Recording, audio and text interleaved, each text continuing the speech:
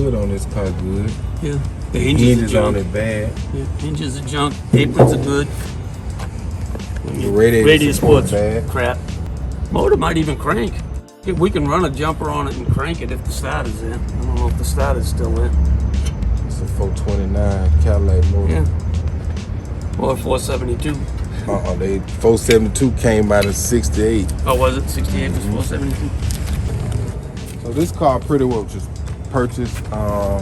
Mr. Rich found this one. He knew we needed a parts car. It was, I don't know, I forgot where it was. Ocala, so it was close to Florida. The gentleman brought it down. We negotiated a price. It was out in Tappan Springs. Okay.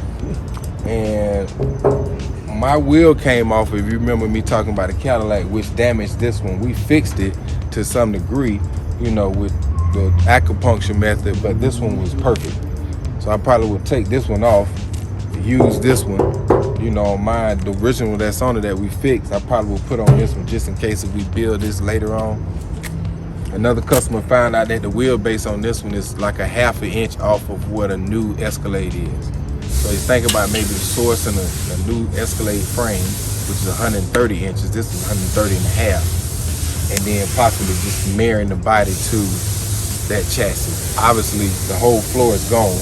So whatever the motor mounts is, we can make the motor mounts fit to the body mount location of the Escalade. So, but that's down the road talk. You know, right now we just, you know, which is why Mr. Rich stopped me from, you know, taking this cow, this thing. Yeah, cutting it up. You know, he says a closable, buildable car. So.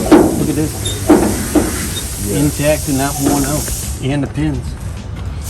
That piece, this piece on here is actually bad on mine. Yeah, and it's good there. It needs a sandblast and a clean. That's beautiful. Yeah.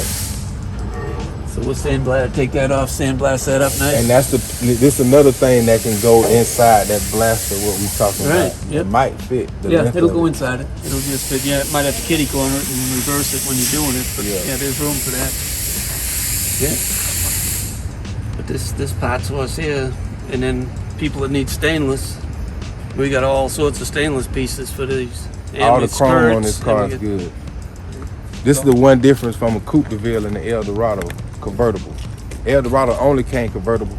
Coupe DeVille of this year, you could have got it a coupe and you could have got it a DeVille. You could have got it in a convertible. This is a 66 DeVille.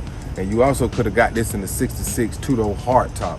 I had a 66 two-door hardtop when I was in college. This belt line molding, I love it more on this one because on the Eldorado, the belt line molding is, a tiny one. Yeah, it's small. It don't have the big line chrome. You know, this one would be more, you know, to me more stylish because it got some more chrome. But for any Eldorado enthusiast, when they see it, they might think, oh, that was a Coupe DeVille and he made it into an Eldorado, because it's really badging. In essence, it's the same body. It's just the badging is different. And of course, the Eldorado is the only one that had the wood grain paneling from the factory. You know, the Coupe had just the regular doors. You know, the Coupe had the belt line molded here, but the Eldorado had this down here and it had the big rocker trail.